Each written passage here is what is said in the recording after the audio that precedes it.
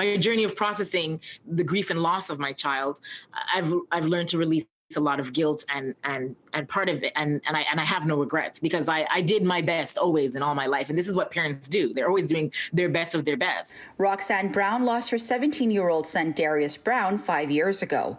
He was stabbed to death by a young man his age in the lobby of a building in Côte St. Luc over a jewelry exchange. The last time I saw him was an evening shift that I had. I would have normally left already, but one of his friends' father drove him home from school, which allowed us to cross paths. And I was frightened when he came in the house because I didn't expect anybody coming home. I was about to leave to work. And I was like, "Oh, Darius, you never come home." He's like, "Oh, so-and-so's dad dropped me off." And I was like, "Oh, good." And I was like, "Okay, well, love you. I'll see you. Mommy's going to work now." And that was the last time I saw him. Roxanne is joining speakers and community activists for the Youth Anti-Violence Rally Saturday. The anti-violence rally is being organized by the Boys and Girls Club of Verdun. The event will have listen-up corners for youth to anonymously share what they need from parents, teachers, community leaders, and the city to feel safe. Bill Goebel is a violence prevention instructor and will be teaching attendees about what to look for when it comes to violence prevention. There's been a big increase in youth violence.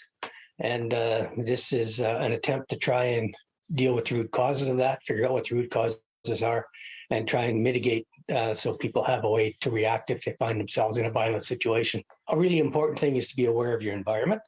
The biggest part of personal safety or self-defense or maintaining your own personal integrity or that of somebody that you're with is awareness and avoidance.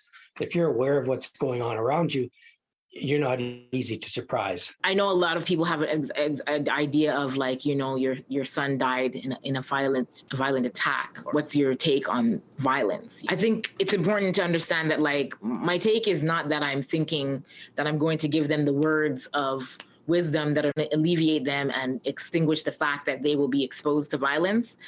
That's not my intention, and I don't think even if it was, that's what the words could ever do for somebody. My true belief is that love begets love, and when they can get to parts of their journey where they have unconditional love for themselves, you know, violence is in a very far distance if it's even in that process. Events like this give youth a forum. Very important to have a platform. We're listening to you, and, like, we are sharing with you. In Montreal, Fariha Naqvi-Mohamed, City News.